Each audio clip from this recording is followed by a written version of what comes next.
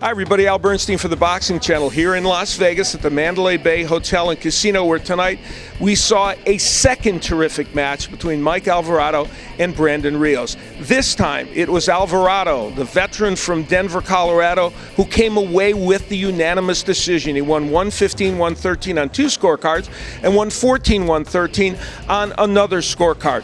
It was nothing short of a brilliant fight. Both men created great action. Round two was one of the best rounds we've seen in boxing in a long time, and we have seen some good rounds in boxing just between these two men.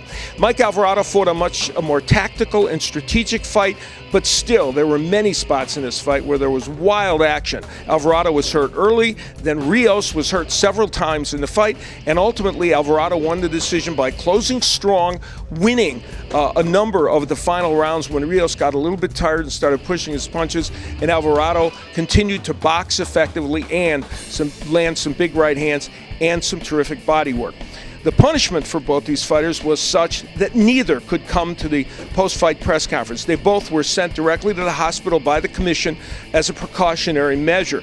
And so Bob Arum was left to talk about the fight itself and the future. And in fact, he did talk about the idea of these two men fighting each other in the future and how that might come about. What is your thought on, do you give them an interim fight in between, or do you think the immediate rematch again would be the right move? See, my first inclination, and of course we want to think it out, was that they should each fight another fighter.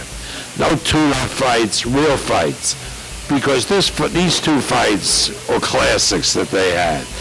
You don't have to do it right away. You can wait. They can each fight somebody, earn great purses, because they're both big stars now. Nobody lost tonight.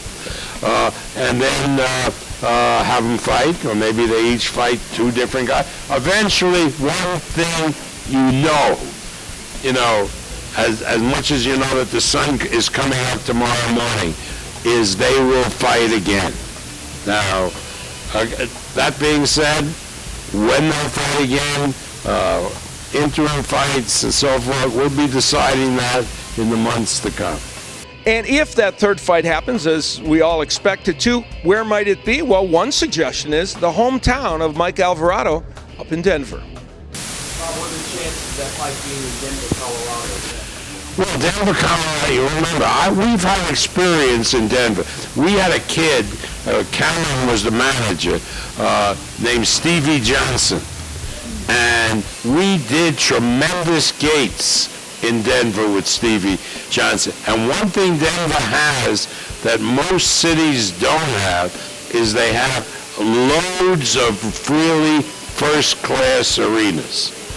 They had that Magnus Center, I remember, and the Pepsi Center. And they have more now, So it's not that difficult to get a venue in Denver. And certainly it's a possibility, and that may very well be one of the motivating factors in having them each fight other opponents, because I know Mike told me that his dream was to defend the title back in Denver. And I'm joined now by Ana Julaton, who's been helping us with coverage this week, the former super bantamweight champion. And this fight was astonishing. You, as a world champion boxer, what did you see Mike Alvarado do to do better in this fight? And how was he able to get this victory? Mike Alvarado, he showed up like a champion, like the way he did in winning the fight, fully focused and extraordinary boxing skills. I couldn't believe it. He had such a different style than from the first fight. He was able to pace himself, show a lot of head movement. He was able to time the rounds correctly. He started to fight very strong, very fast, and he ended it very strong and very fast. And I think he was able to close out a lot more rounds decisively during this fight. So, congratulations to Mike Alvarado, and, we look forward to more. Yeah, we sure do. Now, one of the interesting things about this fight is it was ironic. They were both hurt. He was hurt, Alvarado, by a jab early in the fight, and then Rios was hurt several times later in the fight. Did you feel like fatigue got to Rios a little bit in those later rounds? fatigue, a little bit of that, a little bit of mental fatigue possibly.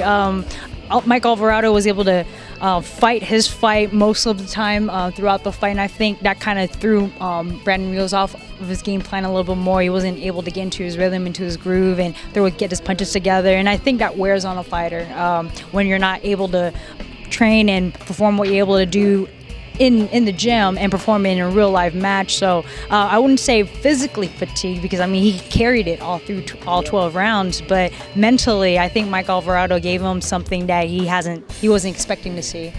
Now, you've been in several fights that are some of the classic wars in women's boxing, yes.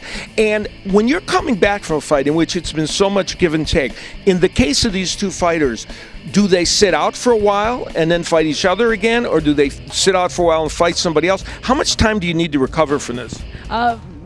Personally, I think they should take at least 6 months out. I mean, not only is it physically wearing you out, but it also mentally and emotionally wears you out as well. You have to have that same vigor, that same intensity that you would need in order to train for a fight like this. If they were to fight again on a rubber match, or even if they were to fight against someone else, everyone's going to be gunning for them. They're the names right now. They pretty much set the pace for 2013 in terms for this division for the rest of the year for boxing. So big vacation time. Yeah, vacation time would be good for both these men. Well, it was an extraordinary fight, and I think that boxing was the winner again here tonight, because not only did the judges, I think, get it right, though it was a very close fight, and Brandon Rios had great moments in this fight, but also, in addition, we saw two men fight just a terrific fight. So the sport kind of is the winner, no? Oh, absolutely. Classic fight.